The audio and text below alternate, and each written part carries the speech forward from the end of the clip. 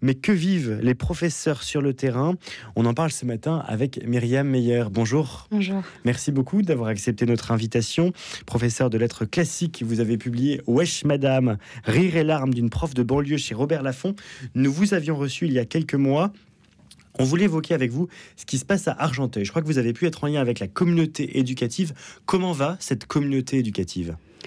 Mais écoutez, moi je suis extrêmement admirative parce que les menaces de mort dont a été victime cette enseignante sont en fait l'acmé depuis quelques années d'une série de faits de violence qui deviennent quasiment structurels dans l'établissement. Ce sont des enseignants qui aiment leurs élèves, qui se battent pour eux au quotidien, mais qui voient les conditions de leur enseignement et donc les conditions d'instruction de leurs élèves de plus en plus mises à mal par une violence qui s'installe. Et ils ont pris cette décision extraordinairement courageuse, donc de publier une tribune dans laquelle ils racontent ce qu'ils vivent au quotidien, où ils demandent une réponse ferme, un vrai changement à la ministre. Et les mots sont très forts. Nous sommes à bout, disent ces professeurs d'Argenteuil. Pensez-vous que ce soit un cas isolé ou considérez-vous qu'il y a de nombreux établissements en France où il y a ces faits de violence, ces menaces de mort, ces menaces, ces propos très très violents? Moi, je ne considère pas du tout que ce soit un fait isolé. Je reçois quotidiennement et je lis quotidiennement des témoignages d'enseignants qui racontent la façon dont leur quotidien, en fait, est abîmé et mis en danger par cette violence. Il y a encore une semaine, je lisais sur un forum d'enseignants 6 témoignages de collègues disant, voilà, un élève est venu avec un poignard, un élève est venu avec un couteau, etc. Et à chaque fois, surtout, et c'est ça qui est le plus terrible, les sanctions ne sont pas du tout à la hauteur. Les sanctions actuelles, déjà on est content quand elles sont appliquées, mais la plupart du temps, si vous voulez, elles ne suffisent pas du tout à endiguer cette violence. Quelles sont les sanctions aujourd'hui ? Alors aujourd'hui, vous avez à l'Éducation nationale le principe de proportionnalité. Vous pouvez pas... Ce qui est assez intelligent. Ce qui est assez intelligent. Cela étant dit, il faut bien comprendre qu'à partir du moment où un élève vient, comme il y a quelques jours, un enfant de 7 ans à Mulhouse, avec une arme blanche dans son sac, on ne peut pas lui faire de la calinothérapie et lui dire « Écoute, cette fois-ci, tu as mal agi, on te laisse une 125e chance ». Je crois qu'à l'heure actuelle, et on l'a vu avec l'affaire de Mélanie, la surveillante, l'élève qui l'a poignardé avait eu 1 jour d'exclusion par fait de violence. Il avait étranglé un élève de 6e, 1 jour d'exclusion. Il avait donné un coup de poing à un autre, 1 jour d'exclusion. Est-ce vraiment le message qu'on veut envoyer à notre jeunesse sur la dignité de chacun et le sens du respect d'autrui ? Il me semble que ça n'est absolument pas du tout à la hauteur des enjeux. Quelles seraient les sanctions à la hauteur ? Je pense qu'à l'heure actuelle, déjà, il faudrait qu'elles soient appliquées correctement et qu'il n'y ait pas systématiquement, si vous voulez, cette mise en cause de la parole des enseignants, qui est un fait presque structurel maintenant. Comment ça, c'est-à-dire que les enseignants ne sont pas écoutés ? C'est-à-dire que vous avez... Alors, je ne veux pas du tout jeter le discrédit sur la profession de personnel de direction. Il y en a d'exceptionnels. J'ai eu cette chance-là, moi, d'en rencontrer d'exceptionnels. Vous en avez qui se battent énormément, mais vous en avez aussi beaucoup, malheureusement, qui, lorsqu'un enseignant leur rapporte un fait de violence dont il a été victime, va quand même leur dire « mais il faut se mettre à la place de cet enfant, il a vécu ceci, il a vécu cela, est-ce que vous êtes sûr que vous ne l'avez pas un peu provoqué ?» C'est quelque chose que j'entends beaucoup quand même dans la bouche des enseignants. Ce que vous dites, Myriam Meyer, c'est qu'aujourd'hui, les directions des établissements scolaires n'écoutent pas les professeurs qui se plaignent de faits de violence. Pas suffisamment. Alors, pas tous, encore une fois, je ne veux pas généraliser, mais il y a ça. Pourquoi ? Ça peut paraître très étonnant quand un professeur vient voir une directrice ou un directeur d'établissement scolaire en leur disant « j'ai eu des menaces de mort, les enfants sont très violents, je ne sais pas le canaliser ». On s'attend à ce qu'un directeur ou une directrice d'établissement scolaire prenne immédiatement des mesures. Alors, il y a plusieurs problématiques. Les personnels de direction sont aussi eux-mêmes en but aux intrusions, si vous voulez, des parents dans la vie de l'établissement. C'est-à-dire que la contestation permanente, en tout cas très fréquente, des sanctions, des punitions, le simple fait qu'on puisse mettre en cause leur enfant dans son comportement peut occasionner de la part de certains parents des réactions très agressives et très violentes. Et les pères dires ne sont pas du tout à l'abri de ça. Ça, c'est la première chose. Il y a aussi un autre problème, c'est que, admettons que vous excluez définitivement un élève de votre établissement. Vous créez une place vide. Et donc, il y a fort à parier qu'on va vous envoyer un élève qui a été exclu définitivement d'un autre établissement dans le vôtre. Et c'est une petite phrase que tous les enseignants et les pères dires de France connaissent. Il vaut mieux Les pères dires, c'est les personnes de direction. Excusez-moi, pardon. Décrypter le langage de l'éducation absolument, nationale. c'est notre petit code. Très souvent, on va dire, il vaut mieux un cas difficile qu'on connaît qu'un cas difficile qu'on ne connaît pas. Donc vous avez cette espèce de politique de chaise musicale. C'est pour ça que je dis souvent qu'à l'éducation nationale, on ne règle pas un problème, on le déplace. Voilà. Donc il y a ça aussi, c'est-à-dire que le chef d'établissement, il se dit, je vais virer un tel, mais qui est-ce qu'on va m'envoyer ? Vous parliez des parents, ça c'est très intéressant. On semble avoir vu dans la société une évolution. Avant, les parents étaient toujours du côté de l'enseignant, désormais ils sont toujours du côté de l'enfant. Est-ce que cette analyse, vous la partagez ? Est-ce que vous l'avez vécue ? Est-ce que vous avez des exemples ? Alors moi, j'ai eu la chance de rencontrer des parents qui pouvaient être tout à fait du côté des enseignants, qui soutenaient, qui faisaient... l'enfant avait droit à sa mercuriale quand il rentrait à la maison après une retenue ou je ne sais quoi, mais vous avez effectivement aussi beaucoup de parents qui vont vous dire... Mais c'est de votre faute, à la maison il est adorable, ça ne se passait pas comme ça avec Madame Machin ou Monsieur Truc. Évidemment, quand vous discutez avec Madame Machin ou Monsieur Truc, vous apercevez que si, ça se passait exactement de la même façon. Il y a par ailleurs le sentiment chez de nombreux parents que finalement, parce que eux ils ont des enfants, ils savent ce que c'est que d'être enseignant. Or, je rappelle que on l'a vu notamment pendant le Covid, on avait tous les parents de France qui étaient désespérés à bout de nerfs parce qu'ils avaient leurs enfants toute la journée à la maison. Je crois qu'il faudrait un peu rafraîchir la mémoire des Français là-dessus. Ils étaient bien contents que les écoles ouvrent et que nous reprenions en charge leurs enfants. Il y a vraiment cet état d'esprit que finalement le travail de l'enseignant est un travail assez médiocre, assez banal, que n'importe qui pourrait faire et qu'on peut donc contester en permanence. Et comme finalement nos conditions de travail, notre salaire, etc., ont été énormément dégradées, il n'y a plus du tout cette espèce de respect, de principe pour notre métier et notre mission. Myriam Meyer, les statistiques du ministère de l'Intérieur laissent croire à une baisse quasi continue des faits de délinquance mineure depuis 2016. 25% de mineurs en moins poursuivis par la justice depuis cette date. Comment expliquez-vous ce paradoxe entre les statistiques qui semblent expliquer une baisse de la délinquance des mineurs et ce que vous nous dites depuis 10 minutes, à savoir qu'on observe une grande violence de la part des enfants dans les établissements scolaires? Je suis toujours fascinée par ces spécialistes autoproclamés qui viennent expliquer à ceux qui ont les pieds dans la boue et les mains dans le cambouis que ce qu'ils vivent et ce qu'ils constatent n'existe pas.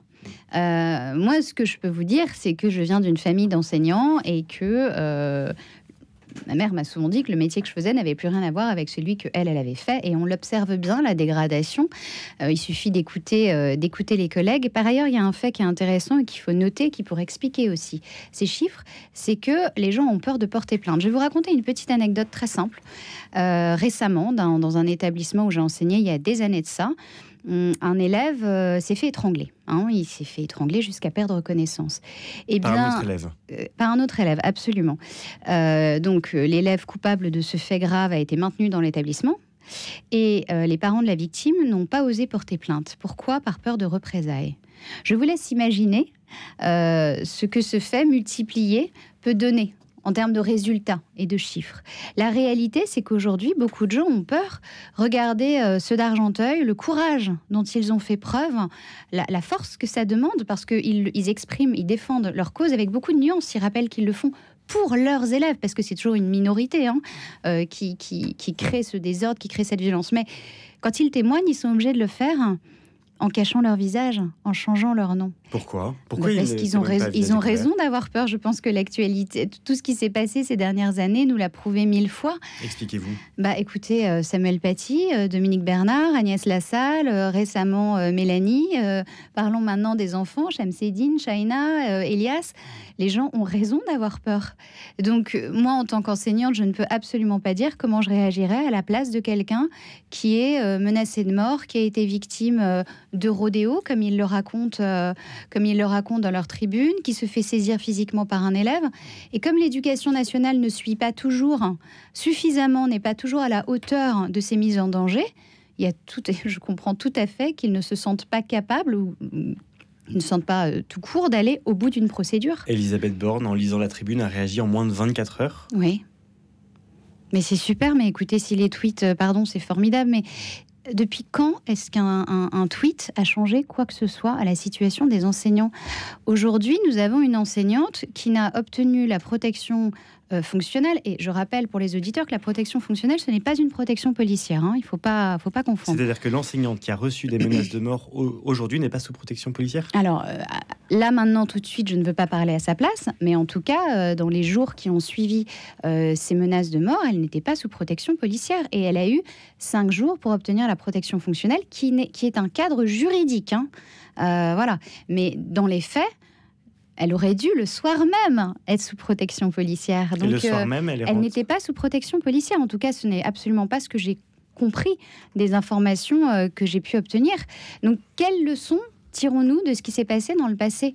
La vérité, c'est qu'aujourd'hui, on a des collègues qui ont eu, il le disait à la radio récemment, plus de 100 élèves supplémentaires en 5 ans, sans les effectifs qui suivent, sans les moyens qui suivent. Vous savez, très souvent, il y a cette vieille guéguerre, quand on parle de l'éducation nationale.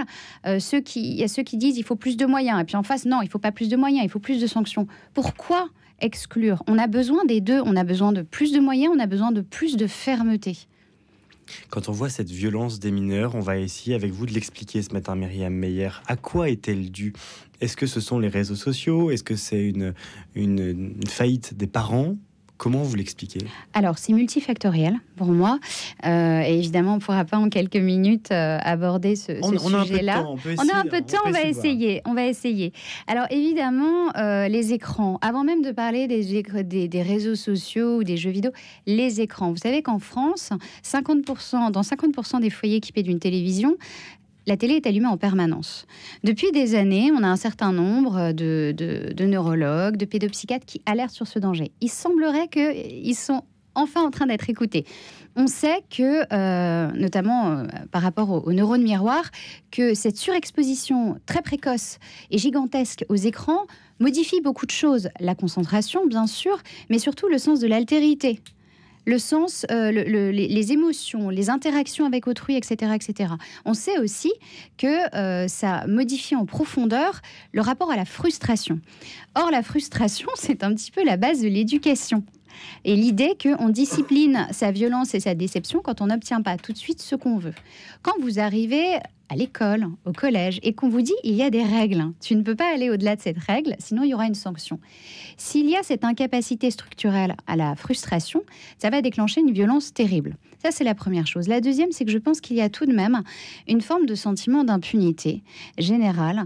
On l'a vu, vous savez, avec le proviseur du lycée Maurice Ravel, qu'un élève avait menacé de le brûler vif. La sanction a été risible. Quelle était-elle? Il a eu, je crois, quelques heures de travaux d'intérêt général, quelques centaines d'euros d'indemnité à verser. Enfin, c'était vraiment pas du tout à la hauteur de la gravité de la menace. Et on envoie un message. Et de la même façon qu'un élève qui va au collège et qui va insulter un enseignant et qui va être réintégré dans l'établissement sans difficulté, quel message ça envoie aux autres enfants? Ça envoie le message que finalement, il n'y a pas de fait si grave que ça, puisque les conséquences ne le sont pas. Et puisque, tout en attaquant le corps social, on peut s'y maintenir, eh bien, il n'y a absolument aucune raison de changer de comportement au quotidien. Et si en plus vos parents, entre guillemets, valident et cautionnent cette attitude-là, et qui ne vont pas soutenir l'enseignant, qui ne vont pas soutenir la communauté éducative, ça donne un cocktail extrêmement dangereux. Par ailleurs, il faut quand même rappeler qu'on a fermé à tour de bras les instituts médico-éducatifs, les ITEP, enfin toutes ces structures tout en ce qui fait, entoure l'éducation voilà, nationale, qui permettaient d'accueillir des élèves en souffrance ou en difficulté, qu'on a très peu de médecins, très peu d'infirmières scolaires, très peu de psy, et qu'aujourd'hui, François Bayrou nous dit on va former les enseignants à détecter les signes de détresse mentale. On les détecte, sauf qu'il ne se passe rien. Justement, vous les détectez, je voulais l'évoquer avec vous parce qu'on parle beaucoup de psychologie des jeunes et du mal-être psychiatrique que peuvent avoir les jeunes. Vous l'avez constaté, vous? Oh oui, absolument. On a des enfants qui sont... D'abord, un enfant qui n'a pas grandi avec suffisamment de cadre est un enfant en souffrance. Il peut être tout à fait... il peut être violent, il peut être insupportable, mais c'est qu'il y a une souffrance derrière parce qu'ils ont besoin de cadre. Un cadre vous envoie le message que vous êtes aimé et que vous êtes digne d'être élevé. C'est le sens même du mot élève. Il y a une solitude terrible. On ne dira jamais assez que les amis virtuels n'ont pas les mêmes conséquences, même au niveau chimique, sur le bien-être d'un enfant qu'un véritable ami. On a des enfants qui ne sortent plus, on a des enfants qui ne se frottent plus au réel. C'est d'intelligence relationnelle, en fait, Absolument. ce dont vous nous parlez ce matin. Une nouvelle convention citoyenne s'est ouverte vendredi à Paris, Myriam Meyer. 130 Français représentatifs de la population tirés au sort, chargés de réfléchir au temps scolaire. En tant que professeur, qu'attendez-vous d'un tel rendez-vous ? Je suis consternée, excusez-moi. Pourquoi ? C'est vraiment l'urgence, là ? Est-ce que c'est vraiment l'urgence ? Nous dégringolons dans les classements PISA et Teams. Nous ne recrutons plus d'enseignants. Le peu d'enseignants que nous avons parmi cette catégorie professionnelle, le nombre de démissions augmente, le nombre de demandes de protection fonctionnelle augmente. Nous avons des élèves qui ne sont plus en sécurité, qui n'arrivent plus à apprendre dans des conditions normales. Nous avons des enseignants qui ne vont pas bien. Mais l'urgence, c'est une énième convention qui va coûter combien ? Je le demande. C'est une vraie question. D'ailleurs, ils le réclament, les collègues d'Argenteuil. Ils réclament plus de moyens, plus d'effectifs, à juste titre. Moi, j'aimerais qu'on arrête avec tous ces machins et ces bidules, ces conventions, ces grenelles. Et ces comités théodules. Absolument. Merci beaucoup, Myriam Meyer, d'être venue ce matin nous parler de l'état de l'éducation et des violences des mineurs. Je rappelle que vous êtes professeur de lettres classiques. Vous avez publié « Wesh Madame, rires et larmes d'une prof de banlieue ». C'est chez Robert Laffont. Merci d'avoir été l'invité de la matinale et on vous souhaite une très bonne journée.